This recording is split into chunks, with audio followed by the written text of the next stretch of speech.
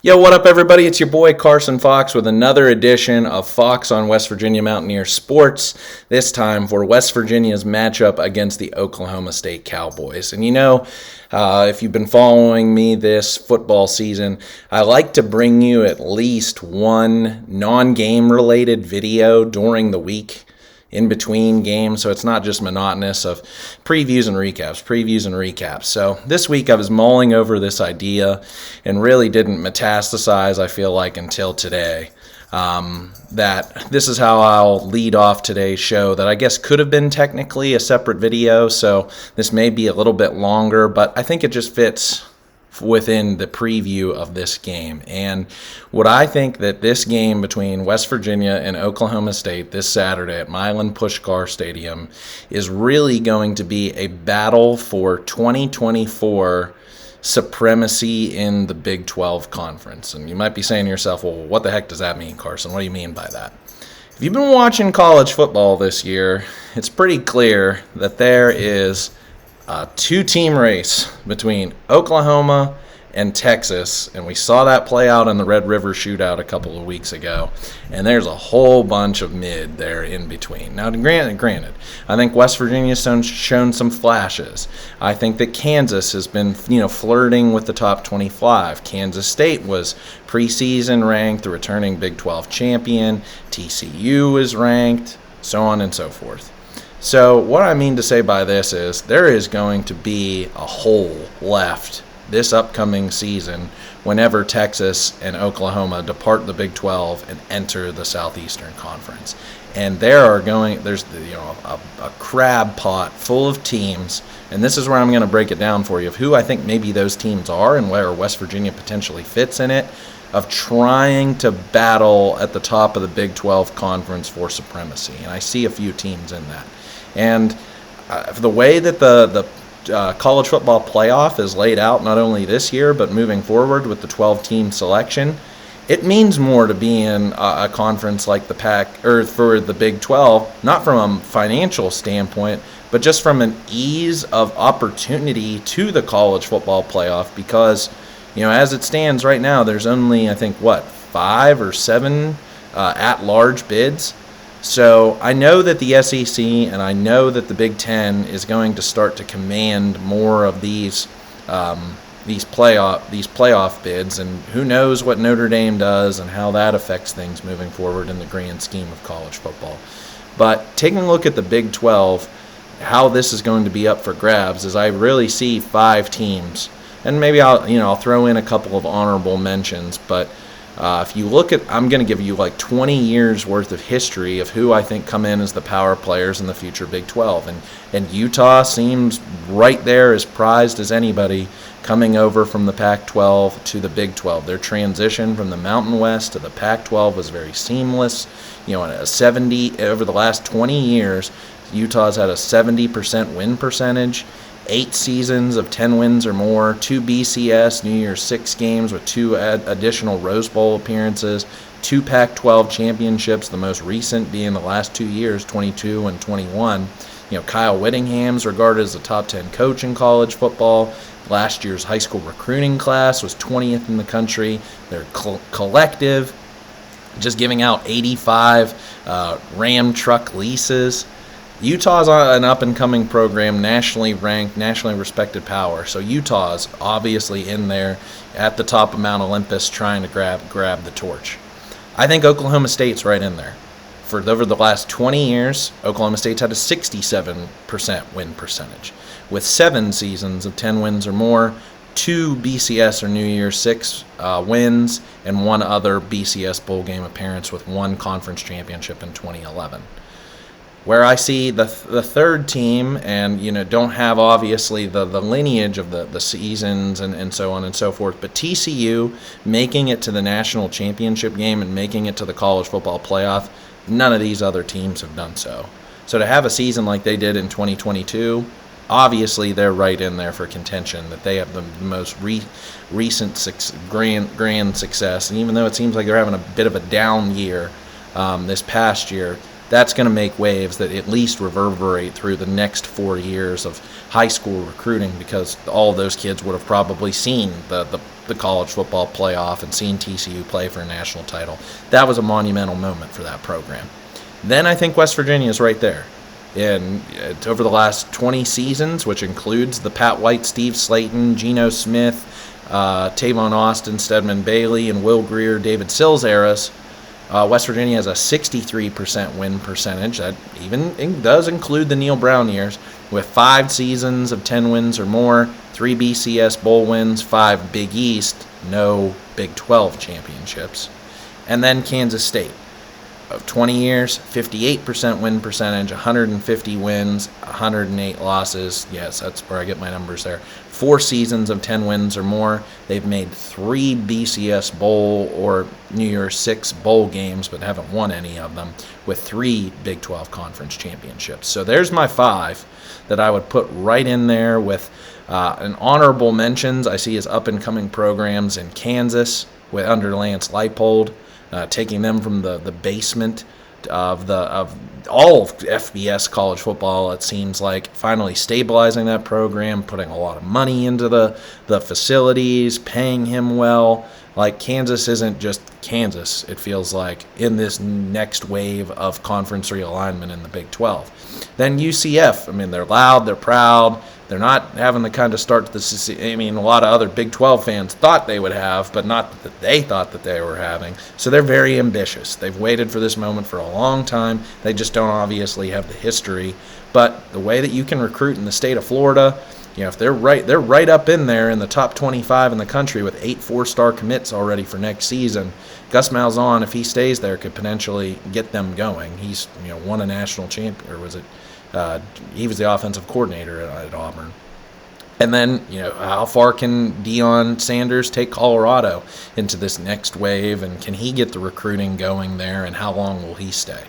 So there is, like I said, a lot of hands grabbing up the mountaintop for the crown in the Big 12 Conference once Texas and Oklahoma leave.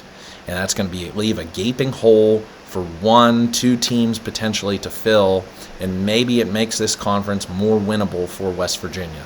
Even given the geography issues and no true rival in this conference and this, that, and the other thing, and who knows what more conference realignment may come anyway down the road that potentially may involve some teams in the ACC, but that's where I'm throwing it out there. So, you know, if I see Oklahoma State as probably that number 2 team right up there with Utah, fighting to potentially be the new bad boy of the Big 12, and West Virginia can use this game to, you know, battle them into this next era of college football.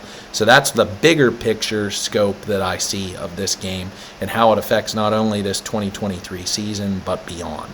So we'll see what happens. Let's preview this game, and you know the way I like to start the previews is let's talk about the history first, because you got to understand the history coming into a 3-hour contest. So Oklahoma State leads this series against the Mountaineers 9-5, with 3 of those games taking place decades ago. The first 2 matchups in the 20s, 1928 and 1929. The Mountaineers won both games in a home-and-home series, 32-26 and then 9-6. And then, more of the common era, 1987, Christmas Day, Oklahoma State defeated West Virginia 35-33 in the 1987 Sun Bowl.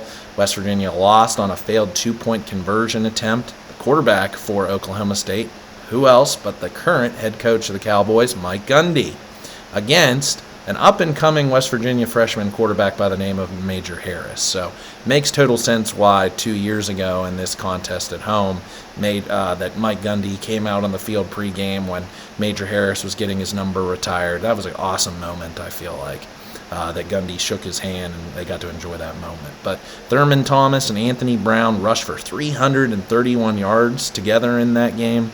You know, when you put up those kind of numbers, you should win the ball game, I would say. So unfortunately didn't win that Sun Bowl back in 1987. But since these 2 teams have been a part of the Big 12 era, this has been an opponent both for Dana Holgorsen and for Neil Brown that has been not the problem child that Texas Tech was for Neil Brown until this past year, but they've been right up there. Oklahoma, you know, only having 1 win against the Sooners in the Big 12 era. West Virginia 3-8 against the Cowboys. And take a look back through the years. I think the two games that stand out the most to me is 2016, when West Virginia was undefeated coming into Stillwater. Still a 10-win season for the Mountaineers, but Skylar Howard turns the ball over 3 times in a games that when the loud folks on Twitter loved and laud about how great of a quarterback Skylar Howard was. This was a game that was going to mean so much for that Mountaineer team and the potential of getting to the Big 12 championship game and potentially winning the conference, and failed to do so. So 2016, the one that sticks out to me in bad shapes and form. 2013, I guess I should have led off with a positive note here. That was the signature win of that miserable 2013 season when West Virginia was 4-8. So kind of gets lost in the memory bank. I feel like that we feel and to put to memory the more painful losses than the happy wins. But when a game is part of a 4-8 season, how can you enjoy it that much? But behind Clint Trickett and Charles Sims, the Mountaineers came away 30-21 victorious against an Oklahoma State team that was ranked 11th in the country. The next game that sticks out to me is 2018. Unfortunately, another painful one when the Mountaineers had just defeated the Texas Longhorns, were staring down a potential game with Oklahoma at home on the day after Thanksgiving in 2018, and West Virginia lost to a quarterback by the name of Taylor Cornelius, who just played out of his mind. And same with that defense held West Virginia David Sills in check on that last play, in which Will Grier just missed a wide open Marcus Sims cutting across the middle on a slant route, in which he'd have scored easily. But a miraculous effort by an injured Will Grier in that game, played well. That's the same with that whole offense. But it was that loss then combined with the loss against Oklahoma, and I don't even want to talk about how the 2018 season really went off the rails when West Virginia lost to the Cowboys. So taking a look at last year's game in Stillwater, the season finale of the 2022 season, a game really that didn't mean much of anything for the Mountaineers, but it was a moment that was cemented, I feel like, for that season that's now affecting 2023, when senior quarterback Spencer Sanders, the winningest quarterback in Cowboys history, who's now riding the bench at Ole Miss, did not play in this contest due to injury in the season finale. I know he was banged up. I know he got hurt midway through the season and was really the heart and soul of that Oklahoma State team that was riding high in the rankings of college football, and then just suffered a tumultuous loss to, I think it was TCU, and then just the season just tanked from there. And then it culminated in that finale against West Virginia. Garrett Rangel started at quarterback for the Cowboys. Garrett Green started at quarterback for the Mountaineers after Neil Brown turned to him 2 games prior for JT Daniels in the Oklahoma game. And then remember, in that contest, Green led off the scoring with a big 36-yard touchdown run, but he wasn't really all that accurate throughout the first half. He threw an interception. 2 quick-hitting long touchdown runs by Jalen Anderson completely changed the game back-to-back for West Virginia early in the third quarter. Those 2 home run balls, and West Virginia was up, and it was like, wow, now we just got to play defense and we can get out of here with a win. And that's really exactly what happened. West Virginia got just enough from quarterback Nico Marchiol, who came in for the injured Garrett Green.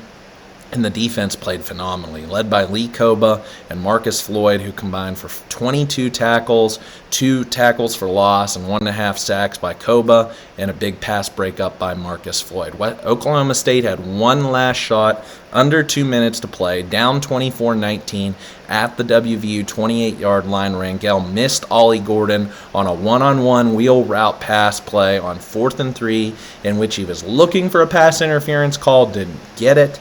West Virginia then spent Oklahoma State's last 2 timeouts, punted. Rangel went 0 for 4 on pass plays on Oklahoma's side of the field, and the game was over. But it was really that last chance on the 4th and 3 that Gordon and Rangel didn't connect, and Oklahoma State had its chance but didn't. So West Virginia came away with a huge win And thinking back to the Oklahoma game, which then included this Oklahoma State victory, and I think it was the first time ever in West Virginia's time in the Big 12 Conference that West Virginia beat both teams in the same season.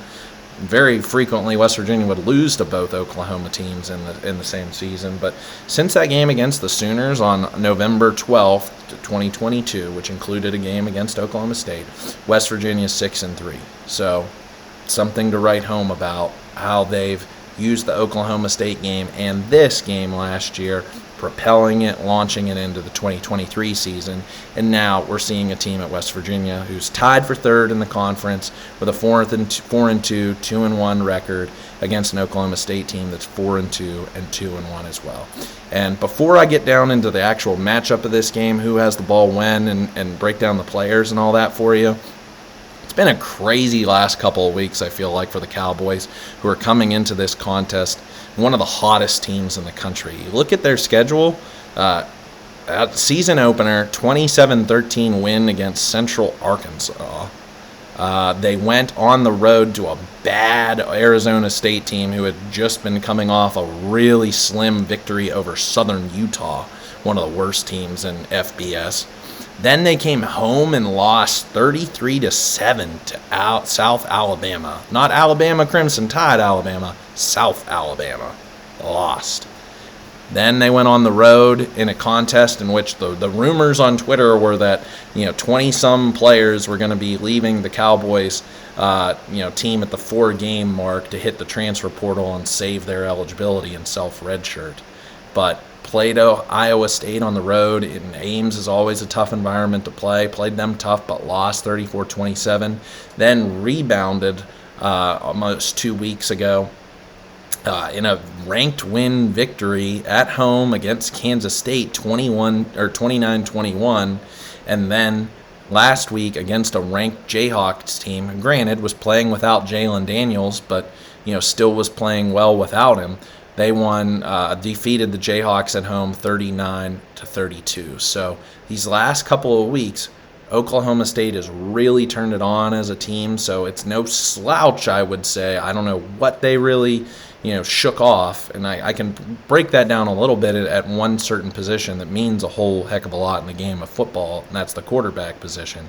But it's just to say that it's hard to really put a true evaluation on this team from those first three games, maybe even part of the Iowa State game, that this is a completely different team now that has entered Big 12 play and put that South Alabama game, what it feels like, to in the past. Now, hopefully same, and I'll get into this as well, with West Virginia's loss about almost 10 days ago from when this game kicks off 10 days ago against Houston, 41-39.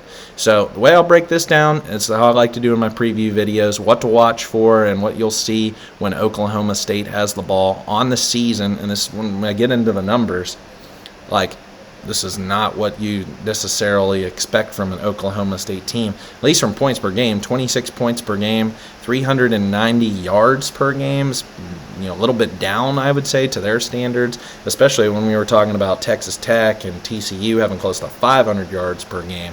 But those last couple of weeks against Kansas and Kansas State, they ran 79 and 76 plays respectively.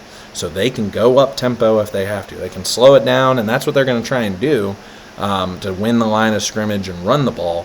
But they can play fast, just like all the other Big 12 teams out there, and run close to 80 plays. So we can expect to see that, I feel like, out of this game on Saturday. So where I'll start, not the key star player for Oklahoma State by any means, but oh boy, look who's coming back. And it is sixth-year senior Alan Bowman, who you have to go back into the annals of history here to think, who the heck is Alan Bowman? But you remember that game in 2018, Will Grier on the opposite side of the field. So this is pre-COVID, pre-all that. At Texas Tech on the road, a game West Virginia thankfully won. It was Ezekiel Rose, defensive lineman, and cornerback Keith Washington, who sandwiched Bowman on a tackle, broken ribs, and a collapsed lung. Bowman was in the hospital for days.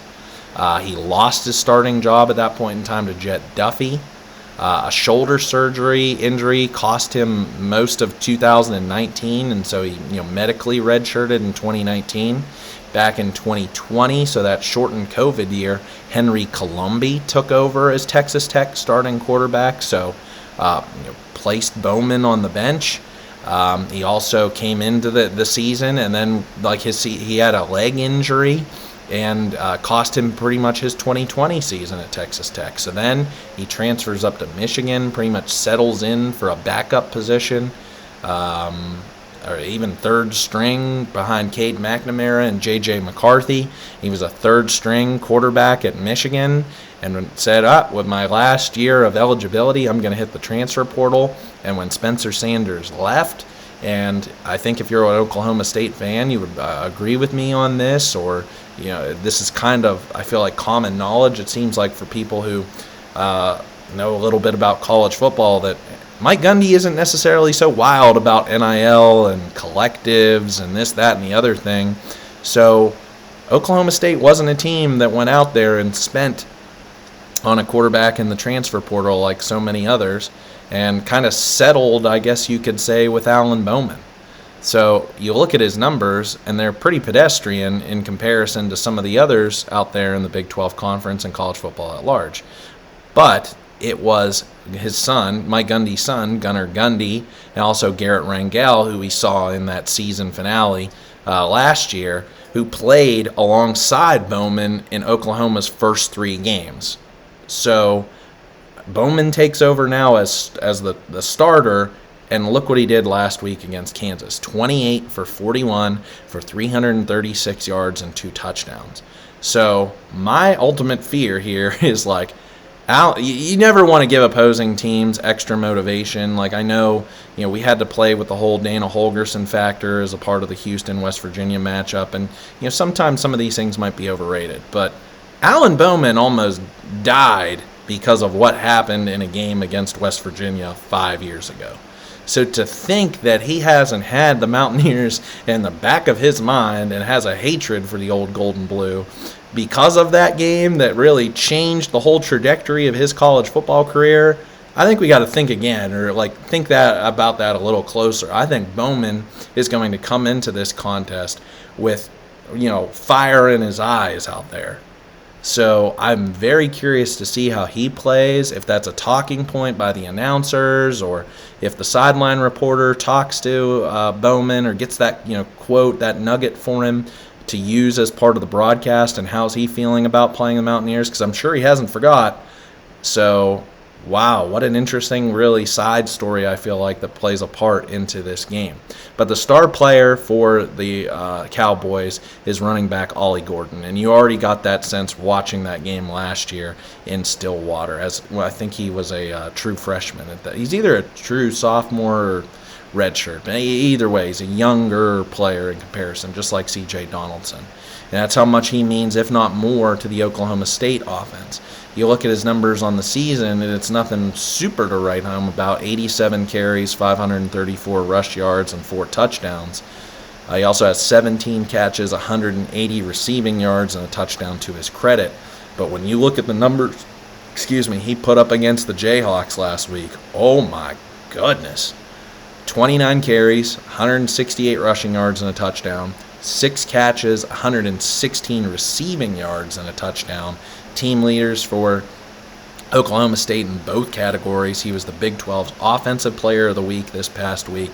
He was sensational. Following that up, the last 2 weeks that he put up against K-State and then Iowa State, 21 carries, 136 rushing yards, and a touchdown. And then against Iowa State, 18 carries, 121 rushing yards. He also had 4 catches for 15 yards in that game. So Ollie Gordon is the heart and soul of this Oklahoma State offense. In the similar way that Oklahoma State used Chuba Hubbard, used Justice Hill before him, name your Oklahoma State running back of the last 15 years, Mike Gundy wants a workhorse. He wants, and he's going to run his offense through his back. They still may pass the ball all over the field, but he needs to have himself a horse, and he's got one in Ollie Gordon, who's a beast. I really like his play out there last year watching him play.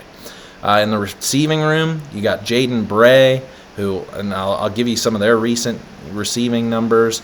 Against Kansas State, he had 4 catches for 77 yards.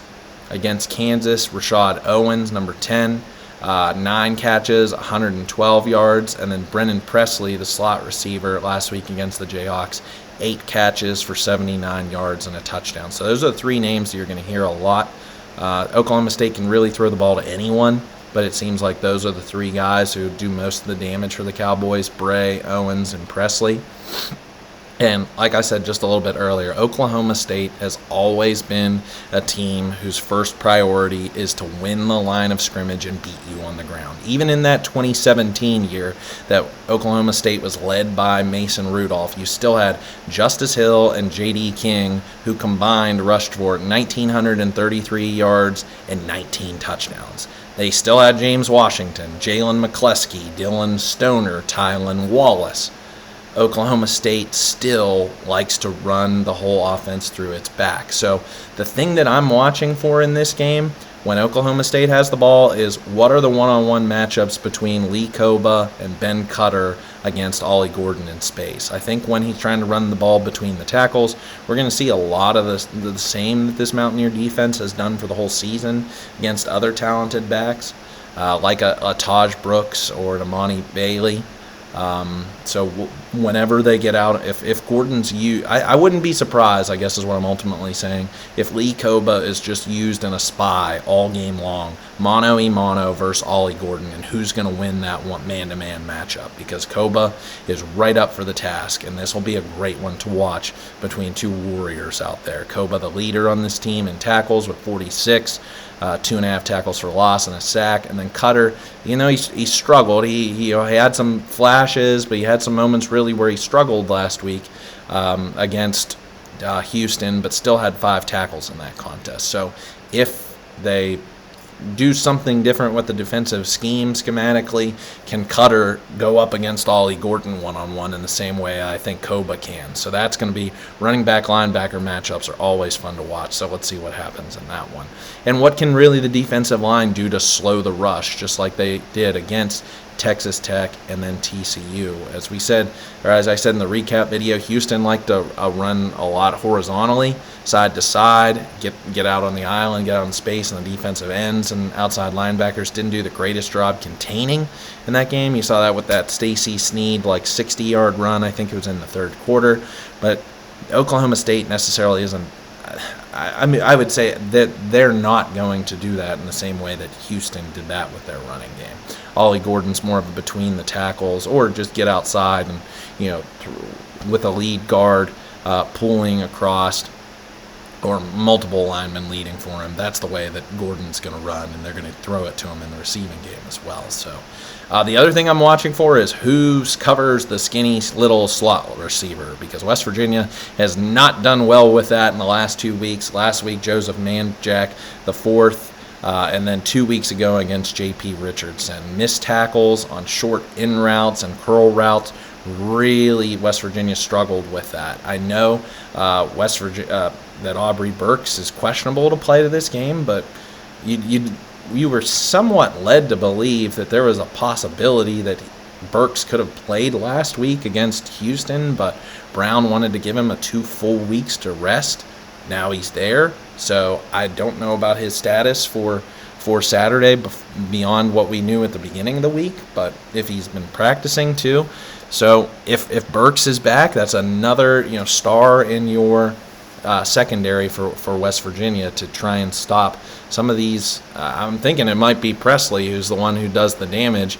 If Bray can be shut down on one side by Beanie Bishop and Owens on the opposite side by Ruffin, and then it's Presley on the slot, do we see Jacoby Spells in some specific packages, dime or nickel that he's used as a 3rd corner, or is it going to be one of these safeties out of the 3-3-5 who man up with Presley, and how do they cover? So I'm watching for that, and I'm looking for more of a bit of a bounce back, I would say, to that same point out of this secondary at home.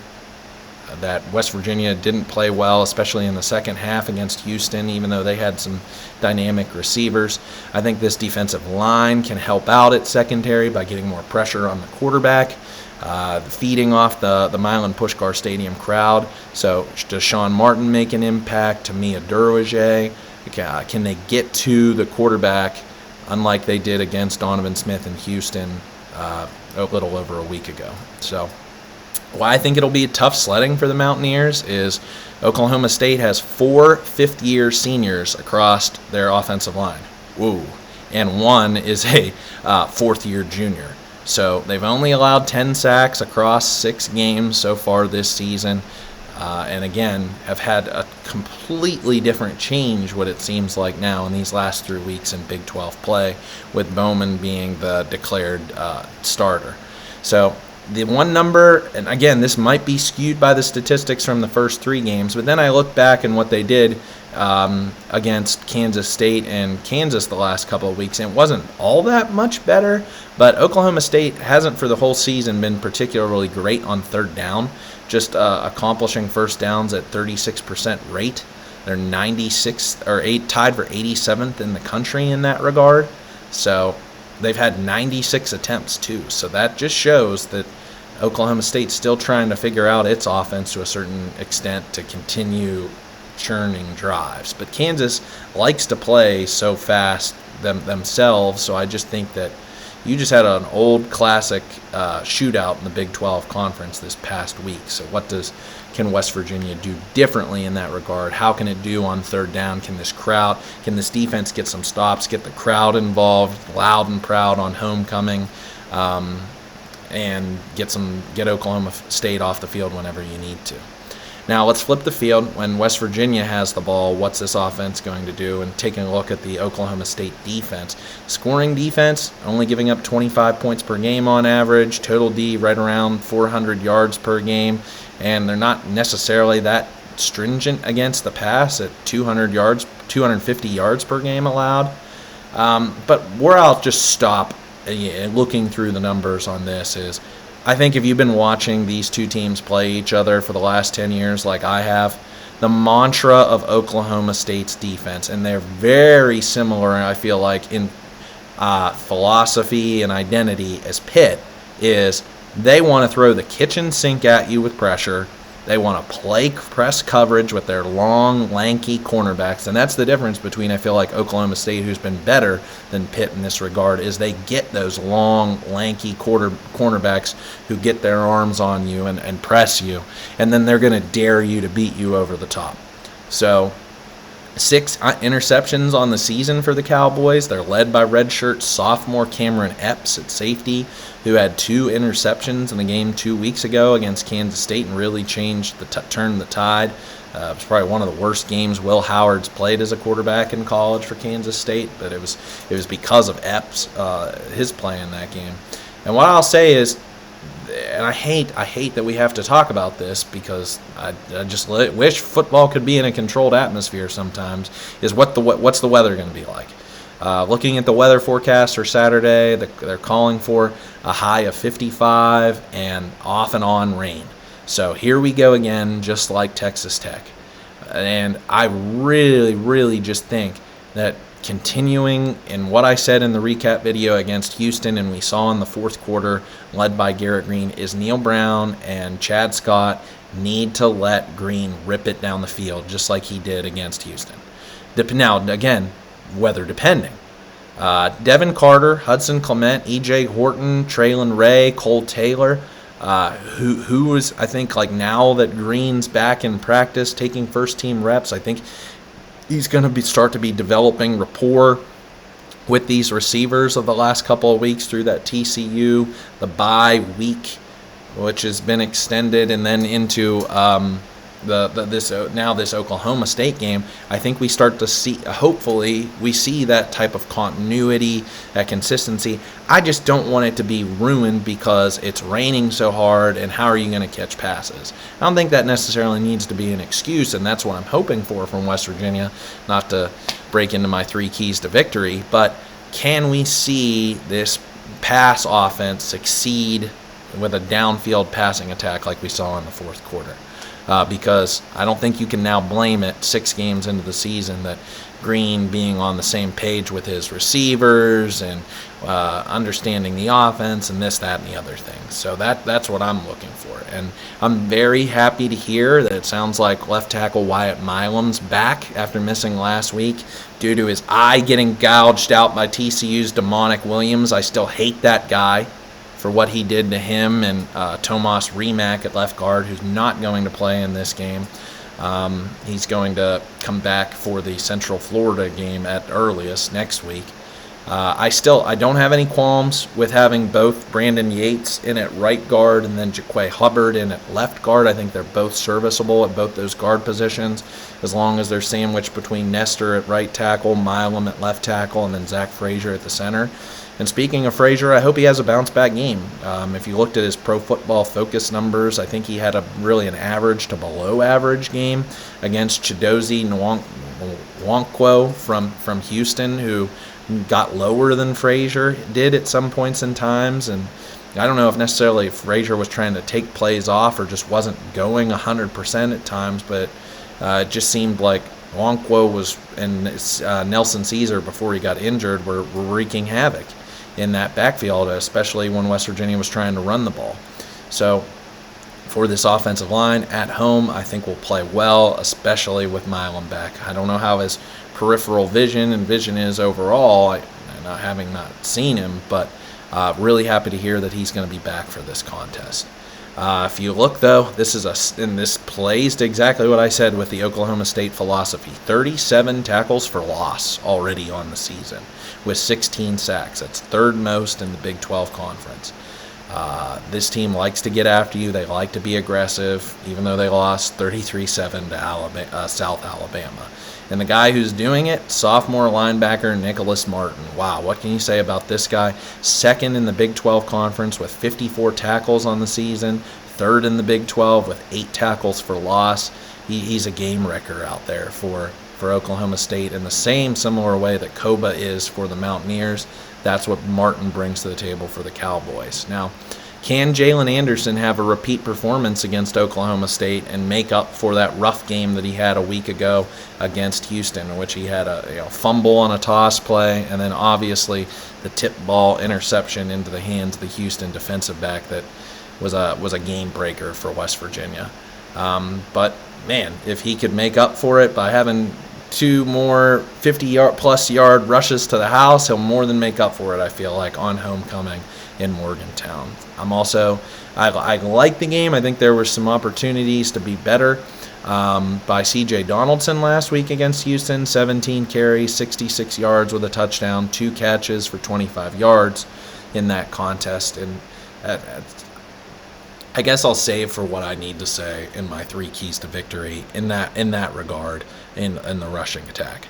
And it's a testament, I feel like, to, and what I was saying, I feel like at the beginning of the year, preseason, West Virginia, if you step back and look at the numbers, is 35th in the country in rushing at 185 rush yards per game. So they're on that trajectory. They keep building week after week, I think, until they're going to eventually average over 200 rushing yards per game, which would be a goal I feel like achieved in the big picture totality of this season. So in number, I really like this stat that was found by Jeremy Phoenix, one of the guys of the Raspy Voice Twins. In Oklahoma State's 2 consecutive wins, the games against the Kansas schools, it is +5 in the turnover margin. So obviously you can't turn the ball over against these Cowboys, or they'll make you pay. And we witnessed the impact of that Anderson interception last week. But and also, a couple plays prior, it looked as if Donaldson had fumbled. He was called, stopped for his forward progress. That the Houston crowd and the announcers were kind of like going back and forth crazily about. But I don't think you should let that hold you back from trying to test this Oklahoma State secondary deep. It is not to be, I know that's ultra-conservative Neil Brown's, bane of his existence is not turning the ball over and putting your defense in bad situations. And we saw Green threw an interception against Oklahoma State last year and just didn't really play well against the Cowboys. So this is an opportunity for him to make up for that game a year ago, even though West Virginia won, but he exited early because of injury. So don't put yourself in such risky, dumb situations or just make mistakes that are like you can't do those kinds of things. But at the same time, I still think this Oklahoma State team needs to be tested. And also clean up the penalties.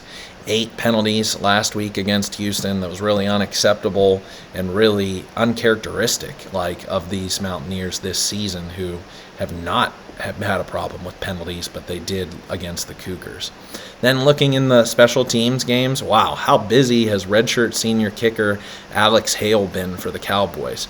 Already 15 of 18 on the season from kicking field goals. He's got to be up there, I feel like, for the Groza, or at least in consideration for it, because of just sheer volume. I mean, when you look at differently of Michael Hayes has only tried 6 field goals on the season, so 3 times as many for Alex Hale. Last week against Kansas, he was 4 of 5. He missed his second to last attempt from 43 yards, and it was in the fourth quarter, only to make up for it with a 42-yarder to put Oklahoma State ahead. So he's a clutch kicker.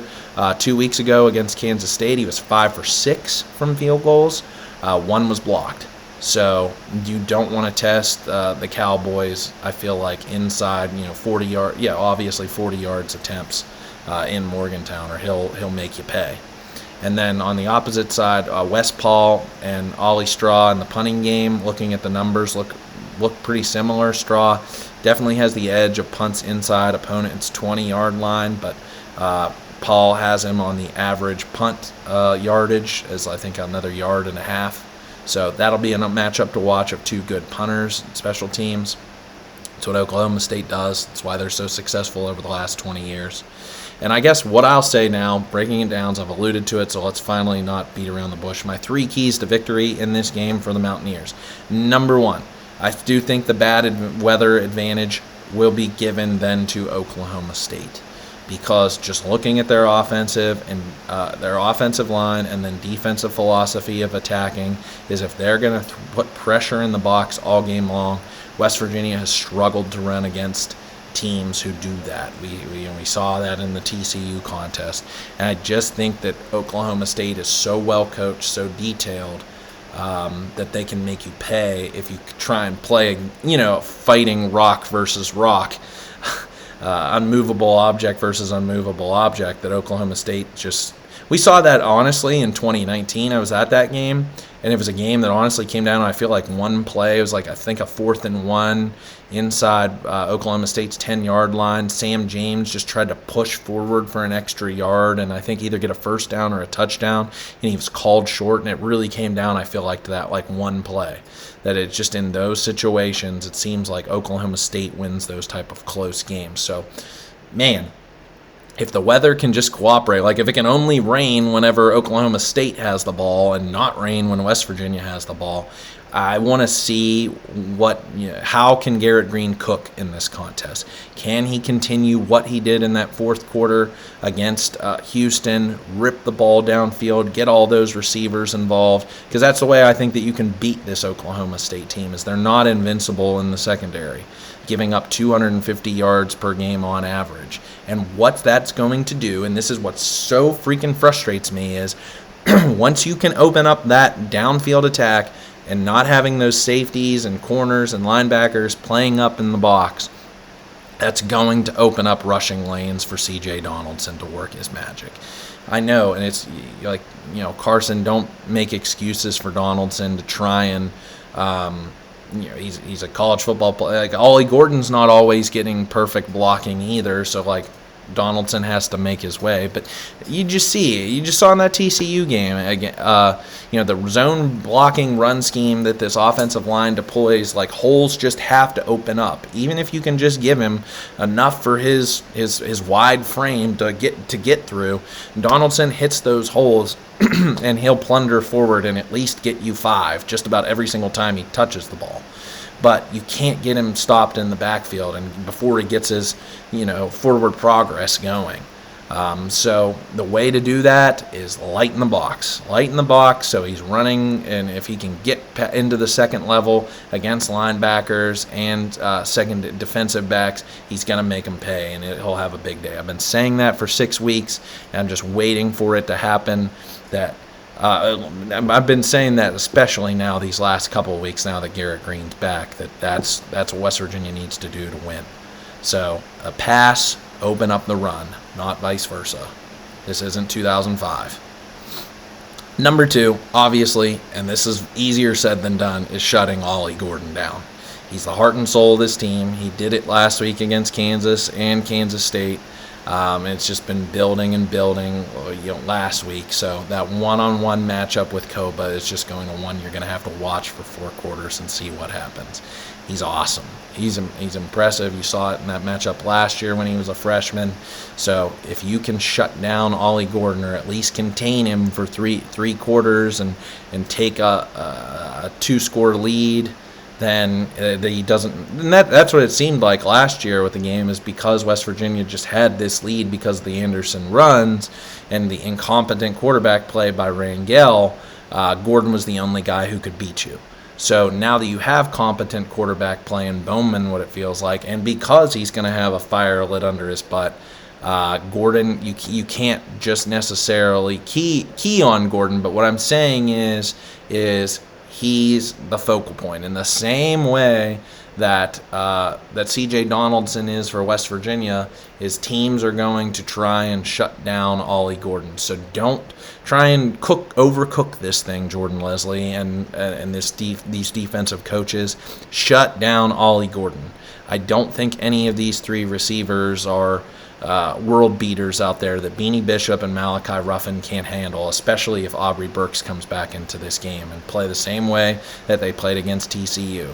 And you're not going to have a rushing threat like you did in TCU with Chandler Morris and Bowman. He does not run. He doesn't. So it's all Gordon. So shut him down in the run game. And then the last thing, and I could have led with this, but I wanted to save this as my 3rd key to victory, is fighting complacency.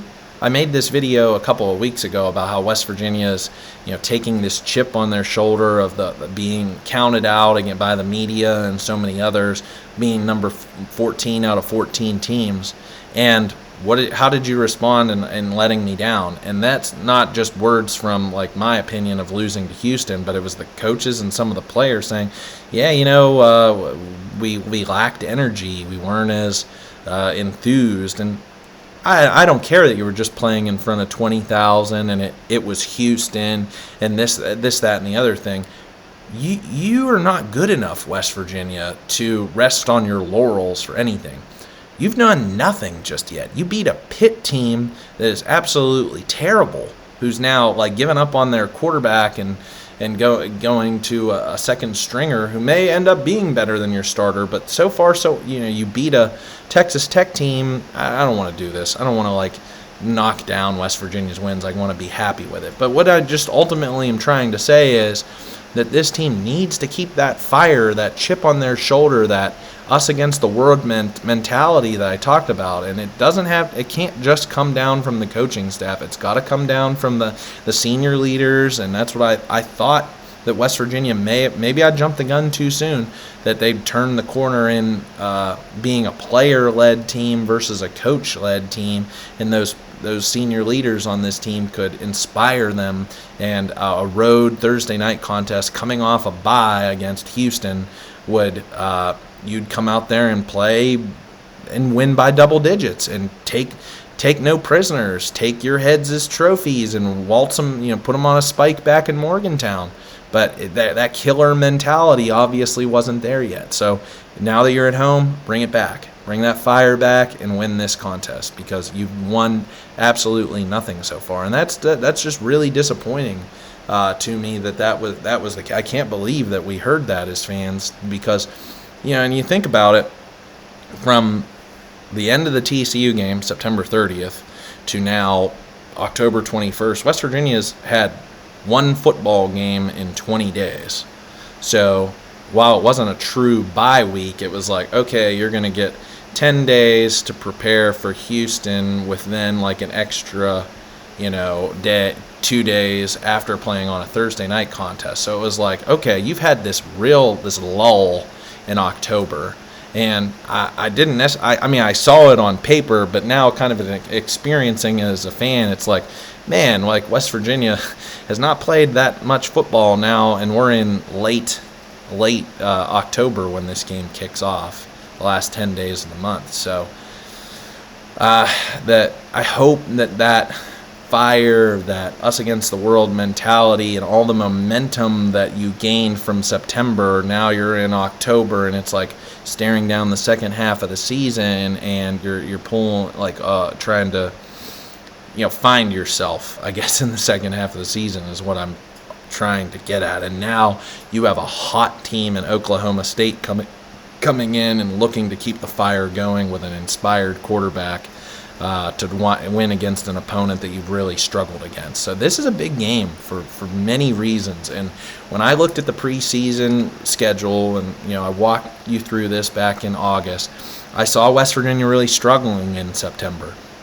Saw the team being like 2-3 after and going into that bye week, then catching fire, starting it off with Houston, and this being the game that sets it off toward having 8 wins at the end of the season. Like, this was going to be the game we look back on in December and say, that Oklahoma State game on homecoming, in front of a raucous crowd, like behind them, saves Neil Brown's job and like pushes them into 2024. So I'm hopeful for that. You stacked wins in September, but you can't just sit at 4.